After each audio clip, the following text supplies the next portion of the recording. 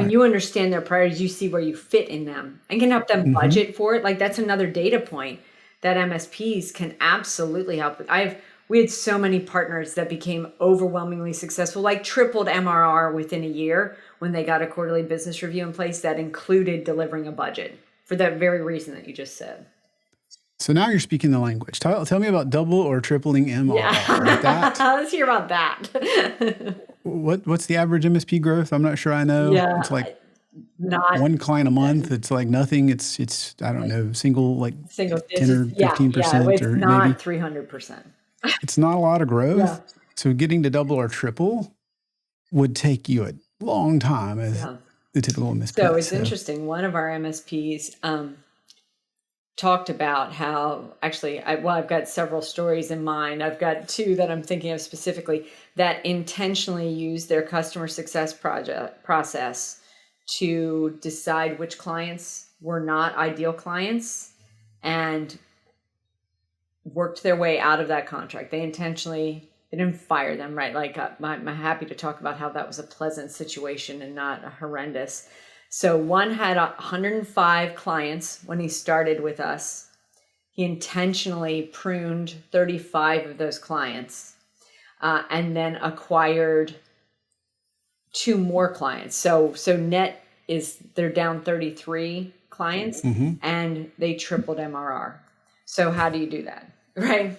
Like 105 to 80 something, right? If I'm doing math in my head, 87 or so, and tripling MRR, that sounds way better. Way better, yeah. Right, per employee and just and per customer revenue and just frustration. Well, and his ability to scale now that he's got a process in place, he now can take off and run.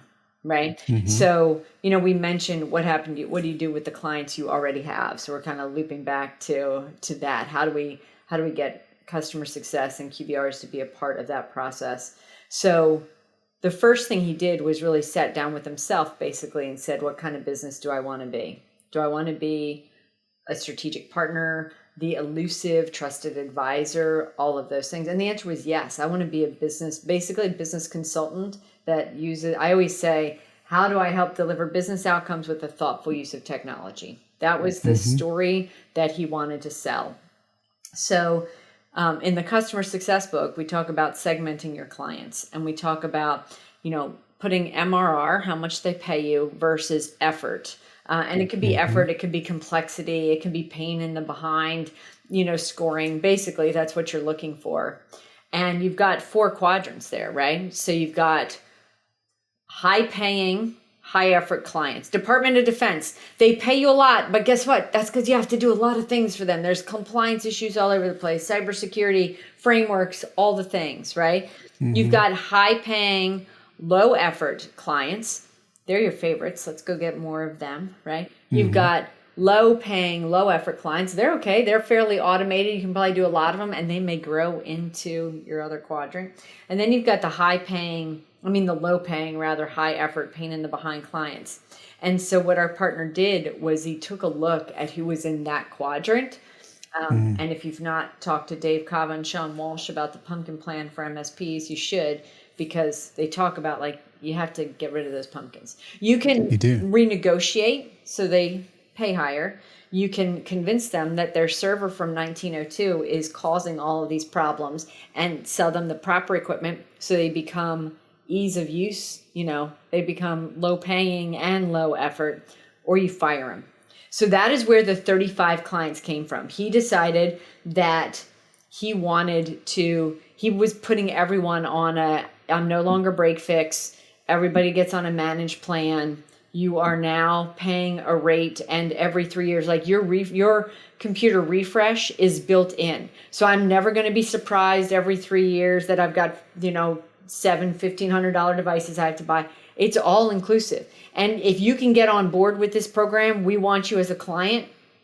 But if you don't believe in my special sauce, I'll find you somebody else. So that's how we got rid of the 35.